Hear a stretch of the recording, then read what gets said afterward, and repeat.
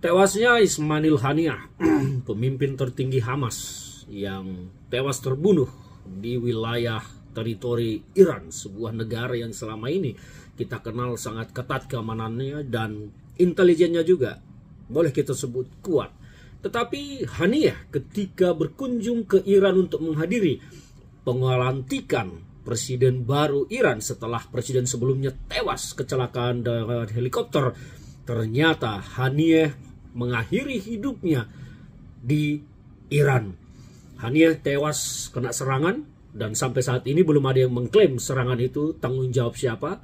Amerika sudah membantah, tapi Israel yang diduga kuat berada di balik serangan ini belum juga mengakui bahwa merekalah yang melakukan serangan. Tapi yang paling penting bagi kita sekarang adalah eskalasi politik yang akan meningkat tajam di daerah Timur Tengah dan kemungkinan akan melebar keluar dari Timur Tengah.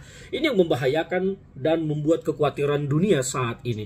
Ismail Haniyeh bukan tokoh sembarangan, dia adalah tokoh besar, tokoh perjuangan Hamas. Meskipun Hamas ditempatkan sebagai organisasi teroris, tetapi kematian Haniyeh saya duga akan membawa kemarahan besar bagi Iran. Iran merasa terhina, merasa terpukul karena tamu negaranya dibunuh, dihabisi oleh entah siapa di ibu kota Iran, Teheran. Pertanyaan kita, kemana garda revolusi? Kenapa mereka tidak mampu melindungi Haniyeh di ibu kota Iran sendiri? Apakah akhirnya muncul sebuah spekulasi, jangan-jangan bahwa Iran ada berada di balik serangan ini untuk kemudian Iran menjadikan ini sebagai provokasi menyerang balasan Israel yang lebih besar untuk menciptakan perang di Timur Tengah yang lebih besar.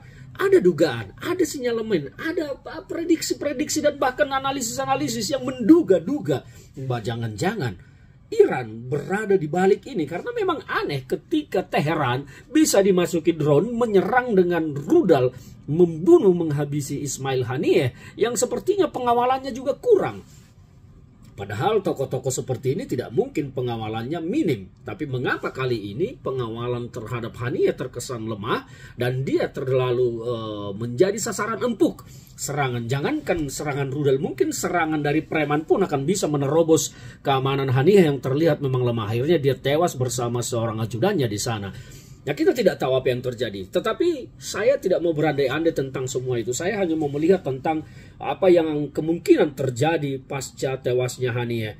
Iran, kalau memang bukan mereka yang ada di balik ataupun mereka berada di balik itu dengan tujuan untuk mengobarkan perang di Timur Tengah, pasti akan menyiapkan sebuah serangan besar dan mungkin serangan terbuka terhadap Israel. Mungkin Iran akan melakukan serangan mendadak terhadap Israel dan tidak lagi menargetkan target-target militer tetapi menyerang Israel secara membabi buta. Kita tidak tahu karena apa yang terjadi di Israel dengan Palestina, terutama di jalur Gaza, memang pasti memicu kemarahan banyak pihak. Nah, ini yang akan kita lihat ke depan. Saya pribadi sangat khawatir dengan eskalasi politik di Timur Tengah dan dampaknya terhadap Indonesia. Ketika nanti betul-betul Timur Tengah masuk ke dalam eskalasi perang terbuka, maka yang pertama terjadi adalah naiknya harga minyak.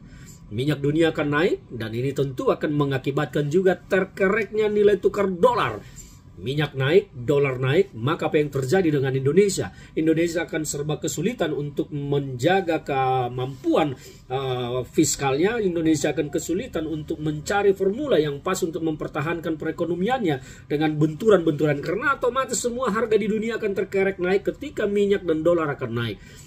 Apakah kita sudah siap menghadapi eskalasi politik nanti yang timbul dari akibat geopolitik internasional di daerah Timur Tengah? Dan bagaimana risikonya ketika Asia, terutama Cina, juga ribut dengan Amerika, Korsel Korut juga ribut, dan Cina Taiwan juga ribut, dan sekarang Rusia Ukraina masih terus belum selesai perangnya. Maka saya pikir tahun 2025 bisa menjadi tahun yang gelap gulita bagi dunia dan bisa saja perang dunia akan terjadi kalau semua negara akhirnya melibatkan diri dalam perang ini karena merasa terganggu, merasa tidak nyaman dan merasa terhina.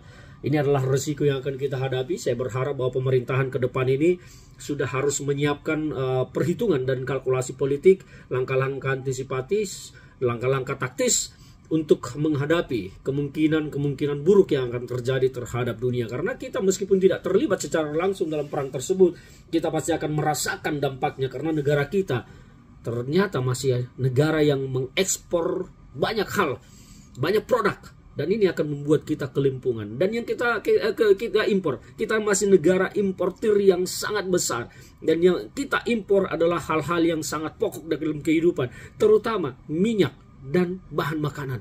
Kita masih mengimpor ini dengan banyak, dan resikonya terhadap negara kita sangat besar. Kita bisa terancam keamanan makanan kita, sumber daya makanan kita, keamanan sumber daya energi kita. Dua hal ini sangat penting. Kalau sudah terganggu, maka kacaulah republik ini. Saya berharap sekali lagi pemerintah sudah memikirkan langkah taktis untuk mengantisipasi apabila peristiwa ini terjadi. Karena Iran, dugaan saya keras akan melakukan serangan balik terhadap Israel yang kemudian memicu eskalasi. Amerika pasti akan terlibat, Eropa pasti akan terlibat, mungkin Rusia dan Cina juga akan terlibat berseberangan. Repotlah republik dunia ini.